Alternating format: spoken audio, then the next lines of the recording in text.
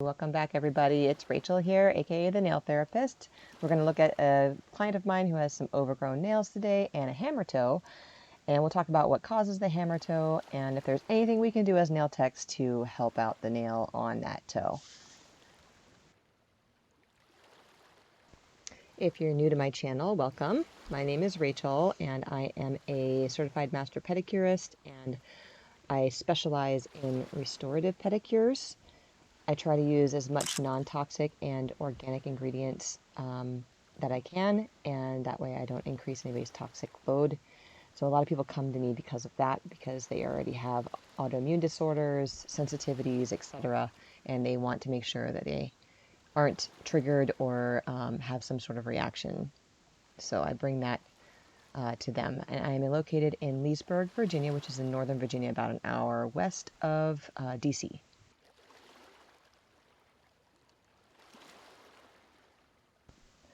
So as you can see, this lady has not only a hammer toe, but also a bunion. She's an elderly lady, and she works on her feet in a daycare.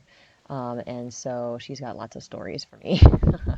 But her hammer toe has the most issue. And if you're not familiar what a hammer toe is, it's basically just a longer second digit that tends to curl over a little bit because most shoe wear doesn't allow for that extra space above the great toe.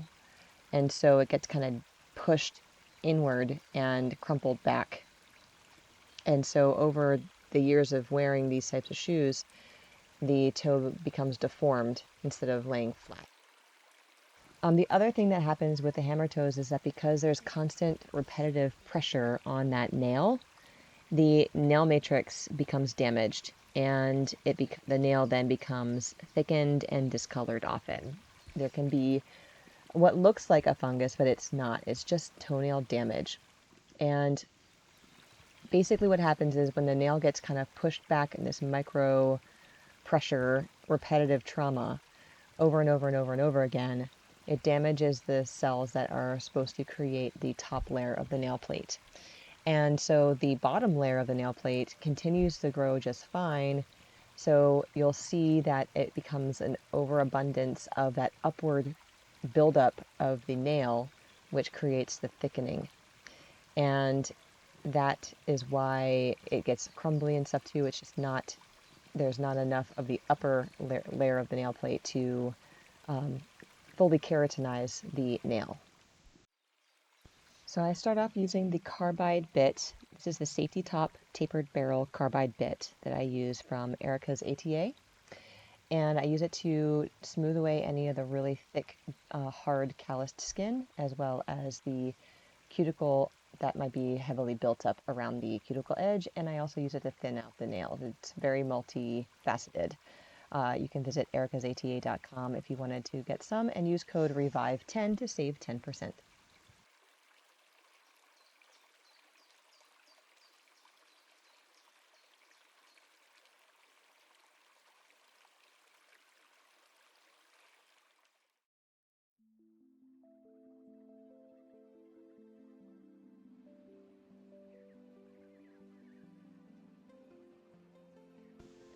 So because this nail is extra thick, I'm going to take some time to thin out the layers, and you'll see that the free edge is kind of that yellowish creamy color, and that's because it is not a solid nail plate. You'll see it crumble as I take off some layers. And that just happens with nails that have been damaged over time. They don't tend to recover from that. So the maintenance is just to continually cut down, trim back as far as it's comfortable, and do that every, couple months or so.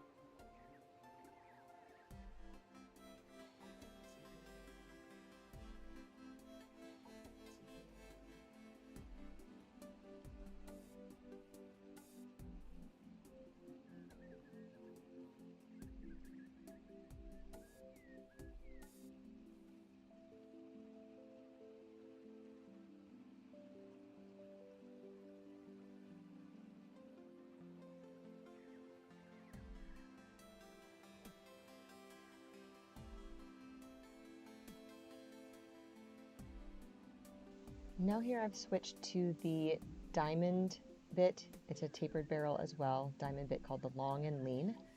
And I usually use the medium to coarse grit. And this is just cleaning up some of the remaining cuticle and smoothing out some of that, that skin that's still a little bit rough from the previous bit. Just want to point out this area right here. See how it's pink and inflamed right behind the cuticle? That's proof that there's been damage to the nail matrix because it's constantly inflamed right there.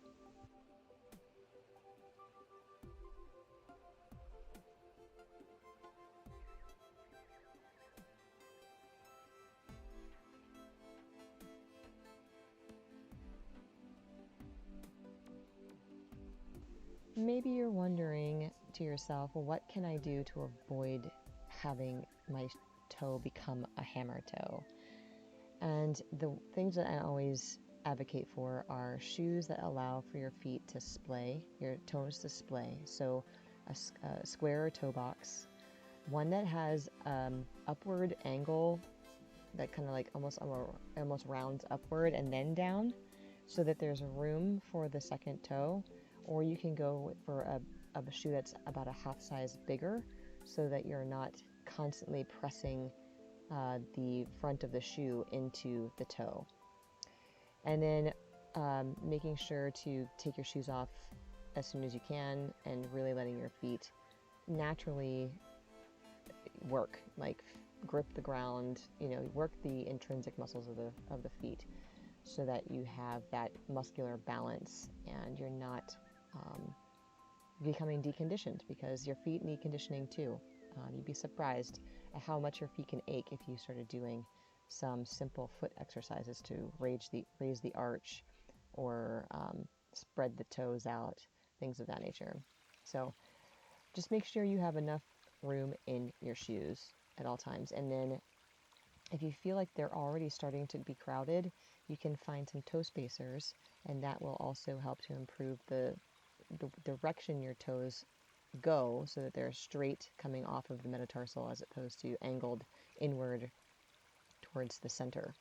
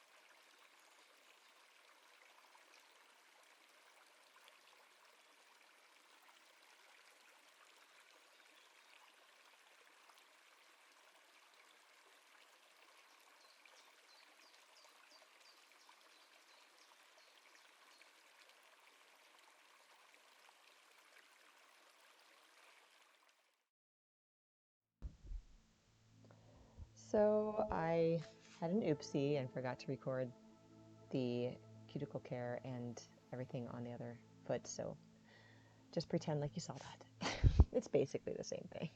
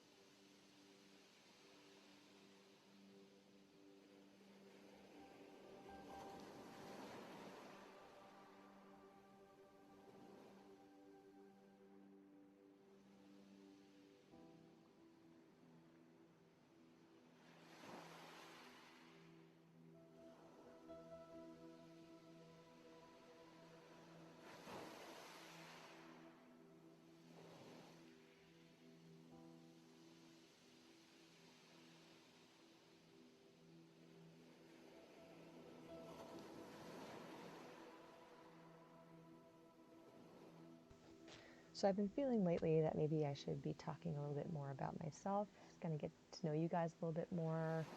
I love interacting with you guys in the comments. That really makes my day. So thank you if you leave comments.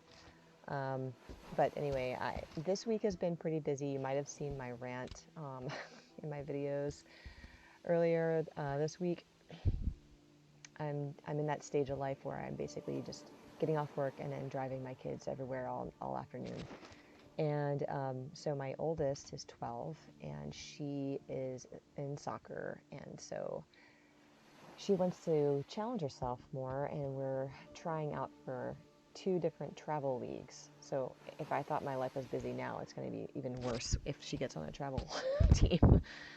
But we had 2 days of tryouts this week, yesterday and on Thursday, and we have 2 more days of travel tryouts next week for a different team. And so that's exciting. We're hoping that she gets picked for one of them or both of them, and we just kind of have to decide which one we're going to want to do. And my son, who's 9, has always been a really big singer. He actually had a hard time speaking when he was younger because his tongue was so restricted, but he always would sing, not making words, but would try.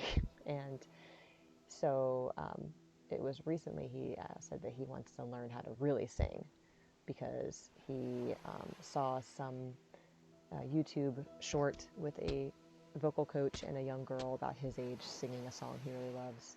And so hopefully in the summertime we can get him started with some vocal lessons. We're excited about that because he has that raw talent. I think he could really do something with it. And then I have a 6-year-old daughter who we haven't figured out what she's going to do yet. She's in piano lessons right now, but we haven't figured out what sport we want to try her in. So if you have a young child around 6 years old, 5, 6 years old, what do you have your child doing for after school activities? We have limited options just because of how much time we can take to drive places, but we have a lot of opportunity where we live. So sometimes it's overwhelming to try and decide. Sometimes it's easier not to have as many options.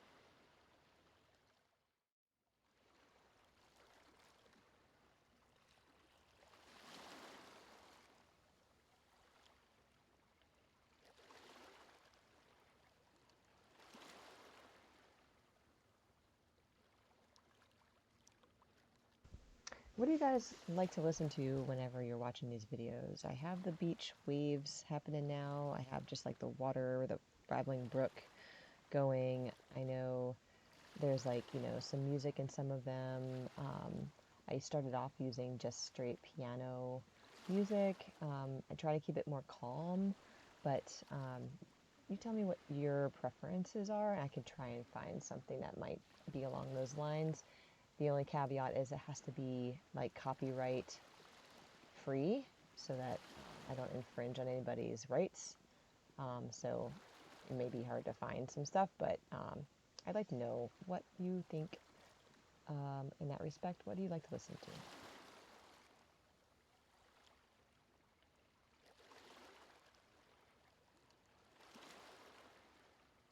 This is going to be a little shorter of a video because I didn't record as much as I thought I did. I guess I just wasn't paying attention this day to what I was doing with the recorder button. But so we're going to get to the before and afters here in just a second, and there's not many. So sorry, guys. I hope you enjoyed the video and the cleaning and all of the good stuff that we did. I look forward to talking with you in the comments, and I will see you again next time. Have a great day.